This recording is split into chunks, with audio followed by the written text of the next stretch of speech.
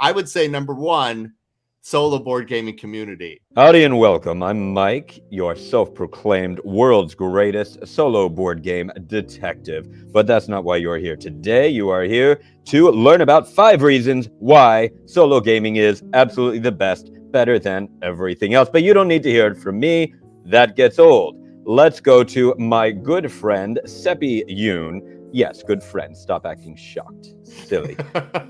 Being dramatic. He is the publisher and whatever. Anyway, introduce yourself. I'm tired. Hey, I'm Seppy. I'm chief game designer and publisher for Fight in a Box Games. Yay! Out of Minneapolis. Woohoo! Okay. Wonderful. That's it. Minneapolis. How very exciting. All right, Seppy, tell me about your history with solo board gaming. Have you ever played them? Do you play them? Do you like them? Whatever.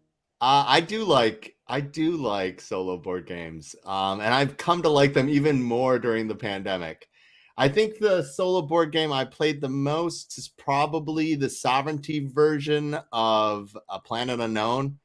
I played a lot of that. Sovranti is an online board gaming platform, which allows you to play an entirely immersive, rules-enforced environment. It's table-based rather than game-based. So, like, if you play like BGA or TTS, they're two different things. It's sort of a hybrid. And I have a promo code. I'll put it in the description. Back to you. Oh, there's me. There's you. So Planet Unknown is fantastic. It's sort of like Terraforming Mars meets Tetris. It's super awesome. I played a lot of that. And obviously, also check out my solo video where I streamed said game. It's good. It's good. It's very good. No place is colder than space, with possibly the exception of Minnesota in winter. Absolutely. Absolutely. Miserable times there. So glad you enjoy some solo mode. Tell me, for gamers, you see, obviously you make games, you see gamers, blah, blah, blah. So what are some benefits that you've seen? Why do people enjoy solo gaming? Why should they include that in their gaming repertoire? I like that big word, repertoire. Well, I don't think I'm alone. I think most publishers are now seeing that the sweet spot for games is 1 to 5 players. There's a lot of benefit for people to get better with your game if they can play it by themselves. People are different, learners of different types. So being able to play with the actual physical items helps you learn the game. And then your phone rings, Mike. I'm a highly wanted person, very desirable. Anyway, I'm going to tell all Kim from Tabletop Rebellion that this happened during this, and she's going to love that. That's what happens to amazing people. Anyway, Mouse, Cheese, Cat, Cucumber, you decided to add a solo mode. Got it right there. Mouse, Cheese, Cat, Cucumber. Mouse, Cheese, Cat, Cucumber is the most overproduced $13.50 in the history of gaming. And it seemed like you couldn't be the most overproduced game of any type without including a solo game. And it does not only have one solo mode. It is. The artwork in particular is very detailed. There's a lot of story. There is great. It doesn't only have one solo mode. It doesn't only have 2 solo modes. It doesn't only have 3 solo modes and a campaign solo mode that puts the 2 together. It is also a puzzle. If you ever think that like a puzzle is the original solo mode for gaming, then you can actually assemble the game pieces and it will tell you the narrative of what happened between the mouse, the cheese, the cat, and the cucumber the night in question. Oh, that's very interesting. I haven't gotten there yet. It's amazing. You haven't gotten there yet? Yeah, it takes about 45 minutes. If you need hints or tips to keep it fun, let us know. We're always there to help people out because the goal is fun. Then you have an upcoming project. The ones in question for us right now are Conquest Princess, which does have a solo mode, an update to Processing, which would include a solo mode, the expansion to Hedgehog Hop, which will have a solo mode, and then a new version of End of the Line, which will have a solo mode. All good news, because I wanted to get each of those to play with friends, but I want the solo mode. So, yeah. Good news. No, the solo mode, yeah. Conquest Princess is probably going to be our most ambitious project. It's the one that we're putting the most attention to right now, and it will be very inherently solo friendly because it's a co-op where you use battle fashion to overcome galactic tyranny. Always a big fan of fashion. Always a big fan of absolutely. Fashion. But you're using up all our time. Stop talking so much. I know you like to talk. Oh my goodness.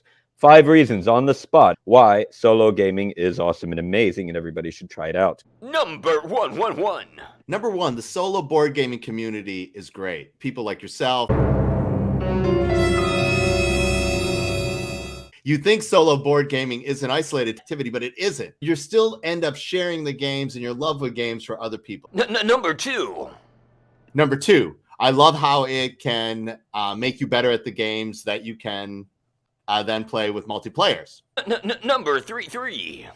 Number three, solo games give you time for narrative. So a person, like if you're in a group of people, there's usually one person who's like, don't tell me the story. I just want to play. And then there's another person who's like, hey, I want to hear all the fluff. And usually they're trying to coexist in the same group. And when it's solo games, a person can have as much or as little of the story as they want. Number 4. 4, replayability. Solo gaming is the best because you can play as much or as little of the game as you want. It can either scale up by score or it can scale up by mechanisms. And in the case of something like Planet Unknown, which I played a lot of, the game is fundamentally a different game than the multiplayer game. Number 5. And then number 5, it's a great way for indie publishers to support indie publishers and to get a fan base. Does that make sense, Mike? Or is that too weird? I'm sorry, I tuned out. I have like a 10-second listening thing, but I think that's great for everybody. That's totally fine. Anyway, fair. whatever. Moving on. You talk so much. Moving on. Where can we find your stuff? You can probably find it at your favorite local game store. We want to support those people first, and if you haven't, ask them. But if you want to get it online directly from us, you can go to fightinbox.com and click on shopping, and it'll take you to our Shopify. Okay, that is just fantastic. And since we're talking about plugs, I'm also an author. This is my book, The Ward Crucible by Grayson Crew. Find it on Amazon. All right, thank you so much, Seppy, everybody listening. We love you all. Probably, most likely. I think it's safe to say, Seppy, we probably do. There's a good chance. And the most important question of all, on a scale of 1 to 10, how honored and privileged do you feel to be speaking with me? I think you're like one of my first spots of the year, Mike. I'm very honored. That's great.